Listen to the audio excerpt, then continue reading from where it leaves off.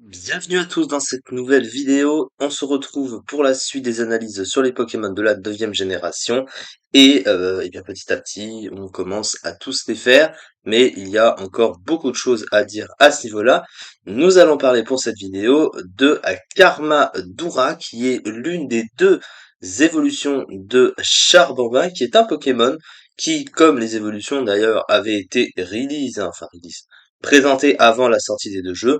Donc, du coup, on va commencer par Karmadura et ensuite on fera évidemment l'autre évolution. Alors, Karmadura, qui possède un double type Feu et Psy, vu qu'on commence évidemment toujours par le type.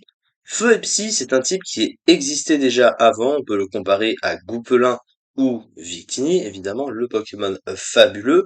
Et c'est vrai que quand on regarde un petit peu les stats, alors on n'est pas complètement sur la synergie de Goupelin, mais on s'en rapproche un tout petit peu quand même, donc on est un petit peu sur la même base. Alors le type Feu et Psy en stratégie, c'est un type qu'on peut qualifier de correct, mais pas forcément si correct que ça. Dans le sens où il y a de bonnes choses avec ce type, mais aussi de mauvaises choses. Défensivement, on va quand même choper cette résistance, c'est quand même pas rien, hein, il faut quand même le noter avec notamment des résistances qui sont assez pratiques. On a la résistance feu et combat, donc c'est deux faiblesses du type acier, donc très très bon d'avoir ça en résistance, ainsi que des résistances fée, acier, psy, plante glace et quelques résistances un petit peu OSEF, mais globalement c'est plutôt intéressant. Il va quand même choper à côté des faiblesses très gênantes, toutes sont très gênantes, une faiblesse au piège de roc, déjà évidemment c'est très gênant, ainsi qu'au type ténèbres, donc c'est la faiblesse à l'attaque sabotage notamment. La faiblesse spectre, c'est très gênant, c'est un type qui est très présent dans le jeu. Le type sol, évidemment, le type eau, évidemment, c'est le nom de Pokémon le plus présent dans le jeu, donc il a quand même des faiblesses qui sont assez gênantes. Donc même si il peut venir sur plusieurs types pour tanker. Il va quand même se retrouver face à des types très gênants, des faiblesses très gênantes, et ça, malheureusement, ça ne pardonne pas. Donc, on peut dire que c'est un type moyen, hein, voilà, en tout cas défensivement. Offensivement, par contre, ça rattrape un peu les choses, parce que c'est vrai que Feu et Psy ensemble, ça donne un truc qui est pas si mal que ça. Ça donne un plutôt bon coverage neutre surtout aussi. Le type feu, c'est un stab super efficace sur le type acier, donc offensivement c'est évidemment très fort. Sous le soleil, ça peut l'être encore plus. Donc feu et psy, c'est plutôt pas mal, ça rattrape un peu la médiocrité défensive du type.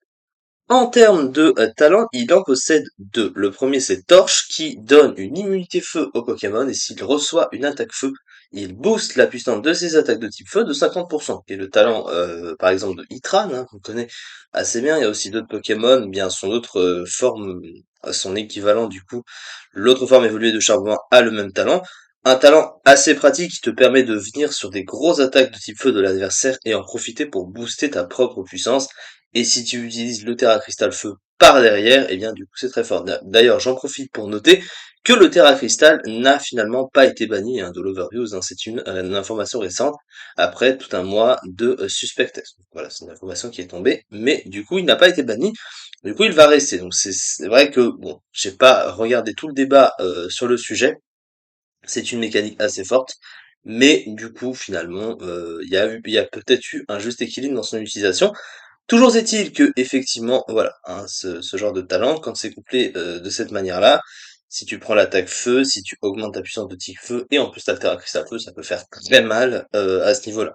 Son autre talent, c'est Weak Armor, qui est armure rouillée en français, qui va baisser d'un cran la défense du Pokémon et de deux crans sa vitesse en augmentation s'il reçoit une attaque physique, qui est pas un mauvais talent, même si, bon, c'est vrai que à côté, ça réduit ton bulk, donc finalement, c'est ça pour perdre finalement du bulk derrière. Bon, dépend des situations, mais c'est pas toujours très rentable de se retrouver dans un cas où tu vas juste booster ta vitesse et baisser ton bulk.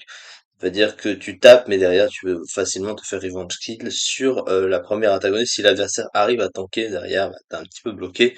Soit t'es obligé de switcher, soit tu restes, mais tu risques de mourir, hein, parce que si t'es dépassé par le Pokémon en face, ça sert un petit peu à rien. Après, toujours est-il que pour un Pokémon qui a pas une vitesse de ouf, hein, clairement, pouvoir se faire augmenter sa vitesse d'une quelconque manière que ce soit, il va évidemment pas s'en plaindre. En termes de statistiques, C'est des statistiques qui sont relativement sympathiques, même si on aurait pu s'attendre à mieux, surtout en termes de vitesse, 75 de vitesse pour un Pokémon offensif, c'est vrai que c'est assez moyen. À côté, il a pas un bulk si mauvais que ça, 85-180. Bon, voilà. On a connu mieux, mais pour un Pokémon offensif, ça tient la route, et une attaque spéciale de 125, donc il tape fort. Tu vas pas s'en plaindre non plus. Par contre, son attaque est misérable, 60, mais ça, il va pas vraiment s'en servir. Sur le plan du coup du move pool, il a un move pool qui est riche, qui s'adapte assez bien à son potentiel offensif.